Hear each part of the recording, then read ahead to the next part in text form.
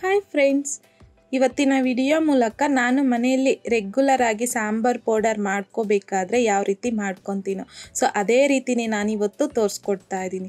Already ನಮ್ಮ ಚಾನಲಲ್ಲಿ sambar powder, mutton masala powder upload ಮಾಡಿದ್ದೀನಿ. ಬಟ್ ಅದು ಕ್ವಾಂಟಿಟಿ 2-3 kg ಇರೋದ್ರಿಂದ ತುಂಬ ಜನ ನನಗೆ ಕಾಮೆಂಟ್ ಮಾಡಿ ಹೇಳ್ತಾ ಇದ್ರಿ, ಸೊ ಇಷ್ಟು ಬೇಡ ನಮಗೆ ಕಡಿಮೆ ಕ್ವಾಂಟಿಟಿಲಿ ಅಂದರೆ 1 kg, ಅರ್ಧ kg ಧನಿಯಾಗೆ ಕ್ವಾಂಟಿಟೀಸ್ನ ತೋರಿಸ್ಕೊಡಿ ಅಂತಂದ್ಬಿಟ್ಟು. ಸೊ ಹಾಗಾಗಿ ಅಂಥವ್ರಿಗೆ ನಾನಿವತ್ತು 1 kg ಧನಿಯಾಯಿಂದ ನಾನು ಮನೆಯಲ್ಲಿ ಮಾಡಿಕೊಳ್ಳುವಂತಹ ಸಾಂಬಾರ್ ಪೌಡರ್ನ ಯಾವ ರೀತಿ ಮಾಡ್ತೀನೋ ಅದೇ ರೀತಿನೇ ಇವತ್ತು ತೋರಿಸ್ಕೊಡ್ತಾ ಇದ್ದೀನಿ.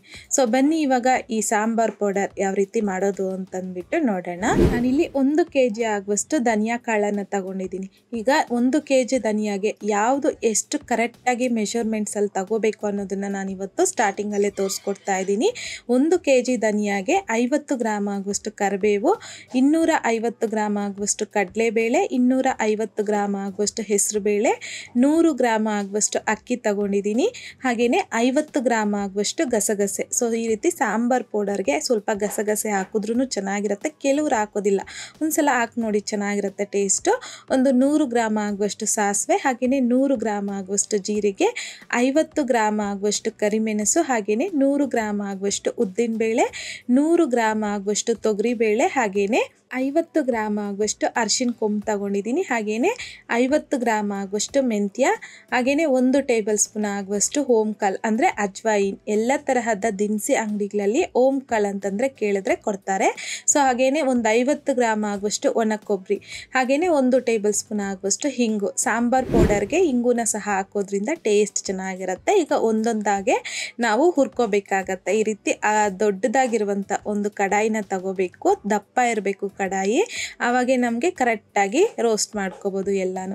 ಈಗ ನಾನು 1 kg ಧನಿಯಾ ತಗೊಂಡಿದ್ದೀನಲ್ಲ, ಎಲ್ಲ ಪೂರ್ತಿಯಾಗಿ ಹಾಕ್ಕೊಬಿಟ್ಟಿದ್ದೀನಿ. ಯಾಕೆ ಅಂತಂದರೆ ಕಡಾಯಿ ದೊಡ್ಡದಾಗಿತ್ತು, ಹಾಗಾಗಿ ಎಲ್ಲನೂ ಹಾಕ್ಕೊಂಡು ಲೋ ಫ್ಲೇಮ್ನಲ್ಲೇ ಮಿಕ್ಸ್ ಮಾಡ್ಕೊತ ಈ ರೀತಿ ಸ್ವಲ್ಪ ಹೊತ್ತು ರೋಸ್ಟ್ ಮಾಡ್ಕೋಬೇಕಾಗತ್ತೆ. ಪೂರ್ತಿ ಕಲರ್ ಚೇಂಜ್ ಆಗೋವರೆಗೂ ರೋಸ್ಟ್ ಮಾಡ್ಕೋಬಾರ್ದು. ಧನಿಯಾದ್ರಲ್ಲಿ ಸ್ವಲ್ಪ ಘಮ ಅನ್ನೋದು ಬರ್ತಾ ಇರುತ್ತೆ. ಸೊ ಆ ರೀತಿಯಾಗಿ ರೋಸ್ಟ್ ಮಾಡಿಕೊಂಡ್ರೆ ಸಾಕು. ಈಗ ಒಂದು ಪ್ಲೇಟು ಅಥವಾ ಯಾವುದಾದ್ರೂ ಅಗಲವಾಗಿರುವಂಥ ಒಂದು ಪಾತ್ರೆಗೆ ತೆಗೆದಿಟ್ಕೊಳ್ಳಿ ಧನಿಯಾನ. ಕರಿಬೇವು ತಗೊಂಡಿದ್ರಲ್ವ, ಕರಿಬೇವನ್ನು ಸಹ ಈ ರೀತಿ ಕಡಾಯಿಗೆ ಹಾಕ್ಕೊಂಡು ಕರಿಬೇವು ಕ್ರಿಸ್ಪಿ ಆಗೋವರೆಗೂ ರೋಸ್ಟ್ ಮಾಡಿಕೊಂಡು ಧನಿಯಾ ಜೊತೆಲಿ ಹಾಕಿಟ್ಕೊಳ್ಳಿ. ಸೊ ಕರಿಬೇವು ಕೆಲವರು ಒಣಗಿಸಿ ಮಾಡ್ಕೊತಾರೆ, ಅದು ಬೆಟರು, ಇನ್ನೂ ಈಸಿಯಾಗಿ ಫ್ರೈ ಆಗಿಬಿಡತ್ತೆ. ಸೊ ನಾನು ಈ ರೀತಿಯಾಗಿ ಹಸಿದನ್ನೇ ರೋಸ್ಟ್ ಮಾಡ್ಕೊಂಡು ತಗೊಂಡಿದ್ದೀನಿ. ಹಾಗೆಯೇ ಕಡಲೆಬೇಳೆನೂ ಸಹ ಲೋ ಫ್ಲೇಮ್ನಲ್ಲಿ ಚೆನ್ನಾಗಿ ಸ್ವಲ್ಪ ಕಲರ್ ಚೇಂಜ್ ಆಗೋವರೆಗೂ ರೋಸ್ಟ್ ಮಾಡ್ಕೋಬೇಕು. ಧನಿಯಾದ್ರಲ್ಲಿಗೆ ತೆಗೆದಿಟ್ಕೊಳ್ಳಿ. ಈಗ ತೊಗರಿಬೇಳೆನೂ ಅಷ್ಟೇ ಮಿಕ್ಸ್ ಮಾಡ್ಕೊತ ಲೋ ಫ್ಲೇಮ್ನಲ್ಲಿ ತೊಗರಿಬೇಳೆನೂ ಅಷ್ಟೇ ರೋಸ್ಟ್ ಮಾಡ್ಕೊಂಡಿದ್ದೀನಿ. ಅದನ್ನು ಅಷ್ಟೇ ಧನಿಯಾ ಜೊತೆಯಲ್ಲಿ ಹಾಕಿಟ್ಕೋಬೇಕು. ಉದ್ದಿನ ಬೇಳೆನೂ ತಗೊಂಡಿದ್ದೀರಲ್ವ, ಅದನ್ನು ಸಹ ಹಾಕ್ಕೊಂಡು ಲೋ ಫ್ಲೇಮ್ನಲ್ಲಿ ಚೆನ್ನಾಗಿ ಮಿಕ್ಸ್ ಮಾಡ್ಕೊತ ರೋಸ್ಟ್ ಮಾಡಿಕೊಂಡು ಉದ್ದಿನ ಬೇಳೆನೂ ಗೋಲ್ಡನ್ ಕಲರ್ ಬರೋವರೆಗೂ ಫ್ರೈ ಮಾಡಿಕೊಂಡು ತೆಗೆದಿಟ್ಕೊಳ್ಳಿ. ಹೆಸರು ಬೇಳೆನೂ ಅಷ್ಟೇ ಅದೇ ರೀತಿಯೇ ಲೋ ಫ್ಲೇಮ್ನಲ್ಲಿ ರೋಸ್ಟ್ ಮಾಡಿಕೊಂಡು ಧನಿಯಾ ಕಾಳನ್ನು ರೋಸ್ಟ್ ಮಾಡ್ಕೊಂಡ್ರಲ್ಲ, ಎಲ್ಲ ಒಂದರಲ್ಲೇ ತೆಗೆದಿಟ್ಕೋಬೇಕು. ಈಗ ಮೆಣಸನ್ನು ಸಹ ಹಾಕ್ಕೊಂಡು ಲೋ ಫ್ಲೇಮ್ನಲ್ಲಿ ರೋಸ್ಟ್ ಮಾಡಿ ತಗೋಬೇಕು ಸೈಡ್ಗೆ. ಜೊತೆಗೆ ಜೀರಿಗೆ, ಅಕ್ಕಿ, ಸಾಸಿವೆ, ಹಾಗೆಯೇ ಗಸಗಸೆ, ಮೆಂತ್ಯ, ಒಣ ಕೊಬ್ಬರಿ ಎಲ್ಲನೂ ನಾವಿಲ್ಲಿ ಮೆಷರ್ಮೆಂಟ್ಸಲ್ಲಿ ತಗೊಂಡಿದ್ದೀರಲ್ವ, ಅದನ್ನೆಲ್ಲನೂ ಅಷ್ಟೇ ಲೋ ಫ್ಲೇಮ್ನಲ್ಲೇ ರೋಸ್ಟ್ ಮಾಡ್ಕೋಬೇಕು. ಕಡಾಯಿ ತುಂಬ ಬಿಸಿ ಇರುತ್ತೆ, ಇದೆಲ್ಲನೂ ಬೇಗ ರೋಸ್ಟ್ ಆಗಿಬಿಡುತ್ತೆ. ಸೊ ನಾನಿಲ್ಲಿ ವಿಡಿಯೋ ಲೆಂತಿ ಆಗಿಬಿಡುತ್ತೆ, ಹಾಗಾಗಿ ರೋಸ್ಟ್ ಮಾಡೋದು ತೋರಿಸಿಲ್ಲ, ಜಸ್ಟ್ ಹಾಕೋದನ್ನು ತೋರಿಸಿದ್ದೀನಿ. ಮೆಷರ್ಮೆಂಟ್ಸ್ ಎಲ್ಲ ನಿಮ್ಗೆ ಬೇಕು ಅಂತಂದರೆ ಡಿಸ್ಕ್ರಿಪ್ಷನ್ ಬಾಕ್ಸ್ನಲ್ಲಿ ಮತ್ತೆ ಕೊಟ್ಟಿರ್ತೀನಿ, ನೀವು ಚೆಕ್ ಮಾಡ್ಬೋದು.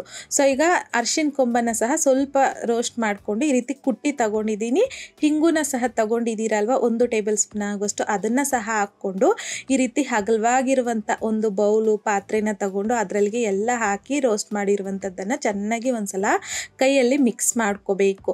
ಸೊ ಈಗ ನಮಗಿಲ್ಲಿ ಸಾಂಬಾರ್ ಪೌಡರ್ಗೆ ಬೇಕಾಗಿರುವಂಥದ್ದು ಎಲ್ಲ ಇಂಗ್ರೀಡಿಯೆಂಟ್ಸ್ನು ಸಹ ರೋಸ್ಟ್ ಮಾಡ್ಕೊಂಡು ಇದಾದ ನಂತರ ಇದನ್ನು ಈ ರೀತಿ ಯಾವುದಾದ್ರೂ ಬಾಕ್ಸ್ ಬರುತ್ತಲ್ಲ ಅದರಲ್ಲಿಗೆ ಹಾಕ್ಕೋಬೇಕು.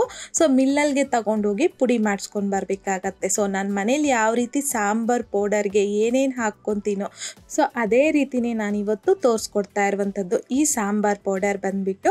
ಸೊ ಈ ರೀತಿ ಒಂದು ಬಾಕ್ಸಲ್ಗೆ ಎಲ್ಲ ತಗೊಂಡಿದ್ದಾದ ನಂತರ ಕ್ಯಾಪ್ನ ಕ್ಲೋಸ್ ಮಾಡಿಕೊಂಡು ಮಿಲ್ಲಲ್ಗೆ ತಗೊಂಡೋಗಿ ಪುಡಿ ಮಾಡಿಸ್ಕೊಂಡು ಬರಬೇಕು. ಸೊ ಮಿಲ್ಲಲ್ಗೆ ತಗೊಂಡೋಗಿದ್ದಾದ ನಂತರ ಹಾಗೆ ಬಾಕ್ಸಲ್ಗೆ ಹಾಕ್ಬಿಟ್ಟು ಬಿಸಿ ಬಿಸಿ ಕ್ಲೋಸ್ ಮಾಡಬಾರ್ದು.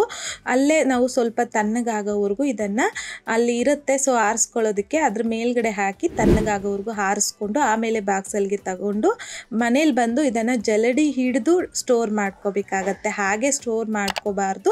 ಒಂದ್ಸಲ ಈ ರೀತಿಯಾಗಿ ಅಗಲವಾಗಿರುವಂಥ ಒಂದು ಪಾತ್ರೆನ ತಗೊಂಡು ಜಲ್ಲಡಿ ತಗೊಬೇಕು. ಸಣ್ಣ ಸಣ್ಣ ಹೋಲ್ಸ್ ಬರುತ್ತಲ್ವಾ, ನಾವು ರಾಗಿ ಹಿಟ್ಟು ಮೈದಾ ಹಿಟ್ಟು ಎಲ್ಲನೂ ಜಲ್ಲಡಿ ಹಿಡ್ಕೊಳೋದಕ್ಕೆ ಯೂಸ್ ಮಾಡ್ತೀರಲ್ವಾ, ಸೊ ಅದೇ ಪ್ಲೇಟ್ನ ತಗೊಂಡು ಜಲ್ಲಡಿ ಹಿಡ್ಕೋಬೇಕು. ಸೊ ನೋಡಿ ಈ ರೀತಿಯಾಗಿರುತ್ತೆ. ಹಾಗಾಗಿ ಒಂದ್ಸಲ ಜಲ್ಲಡಿ ಹಿಡ್ಕೊಂಡು ಹೇರ್ ಟೈಟ್ ಬಾಕ್ಸಲ್ಗೆ ಪ್ಲಾಸ್ಟಿಕ್ ಬಾಕ್ಸು ಇಲ್ಲಾಂತಂದರೆ ಸ್ಟೀಲ್ ಬಾಕ್ಸು ಯಾವುದಾದ್ರಲ್ಗೂ ಹಾಕಿಟ್ಕೊಂಡ್ರೆ ನನಗಾದರೆ ಈ ಕ್ವಾಂಟಿಟಿಯಲ್ಲಿ ಒಂದು 5 to 6 ಮಂತ್ಸ್ವರೆಗೂ ಬರುತ್ತೆ. ಸೊ ನೀವು ನೋಡ್ಕೊಳ್ಳಿ, ಕ್ವಾಂಟಿಟಿನ ಡಬಲ್ ಮಾಡ್ಕೋಬೋದು. ಸೊ ನೋಡಿದ್ರಲ್ಲ ಫ್ರೆಂಡ್ಸ್, ಇವತ್ತಿನ ವಿಡಿಯೋ ಮೂಲಕ ನಾನು ಮನೇಲಿ ಮಾಡುವಂತಹ ಸಾಂಬಾರ್ ಪೌಡರ್ನ ಯಾವ ರೀತಿ ಮಾಡ್ತೀನೋ ಸೊ ಅದೇ ರೀತಿನೇ ತೋರಿಸ್ಕೊಟ್ಟಿದ್ದೀನಿ. ಈ ವಿಧಾನದಲ್ಲಿ ನೀವು ಟ್ರೈ ಮಾಡಿದಾದ ನಂತರ ನಿಮಗೂ ಸಹ ಯಾವ ರೀತಿ ಬಂತು ಅನ್ನೋದನ್ನು ಮರೀದೆ ಕಮೆಂಟ್ ಮೂಲಕ ತಿಳಿಸಿ. ಲೈಕ್ ಮಾಡಿ, ಶೇರ್ ಮಾಡಿ. ಮತ್ತಷ್ಟು ಈಸಿ ಆ್ಯಂಡ್ ಸಿಂಪಲ್ ಕ್ವಿಕ್ ರೆಸಿಪೀಸ್ಗೋಸ್ಕರ ದಯವಿಟ್ಟು ನೀವಿನ್ನೂ ನಮ್ಮ ಮೆಗಾಶ್ರೀಸ್ ಕಿಚನ್ ಚಾನಲ್ನ ಸಬ್ಸ್ಕ್ರೈಬ್ ಮಾಡಿಲ್ಲ ಅಂತಂದರೆ ಸಬ್ಸ್ಕ್ರೈಬ್ ಮಾಡಿ.